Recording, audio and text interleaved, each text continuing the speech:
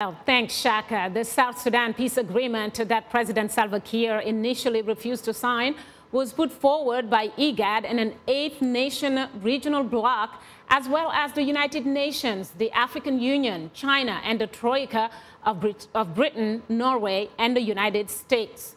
Many analysts say that the signing of the deal today was in response to overwhelming international and regional pressure put on President Kiir.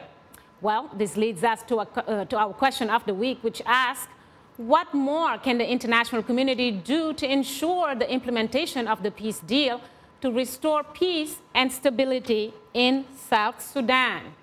Well, thanks for using all our social media platforms to communicate to us. Let's begin with a comment from Yahya Ahmed Gumel from Jigawa in Nigeria, who writes, the last-minute acceptance of the peace deal by the government of South Sudan is a clear testimony that the government is not sincere about the peace deal.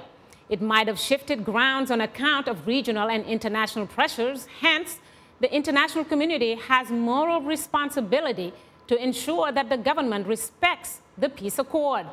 We Africans ought to understand that the struggle for power and authority should not divide us. We share common origin and ancestry. Hence, political ambitions should not blind us, making us cause carnage to our innocent brothers and sisters in the name of protecting political interests. Thanks, Mariama, for bringing us this week's audience reaction. Well, will it bring peace? That's what's in the mind of many of our viewers and listeners who actually wrote today and let us know what they thought. But, of course, let's keep some hope alive. That will do it for today's social media segment. Just a reminder that we appreciate all the feedback, whether it's in social media form or using other means to communicate to us. Please keep them coming.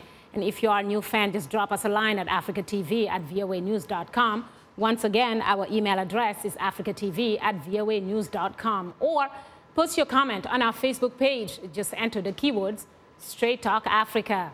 Be sure to visit us online at voaafrica.com, or you can join our YouTube channel. Sign up to VOA TV to Africa and follow us on Twitter at VOA Shaka.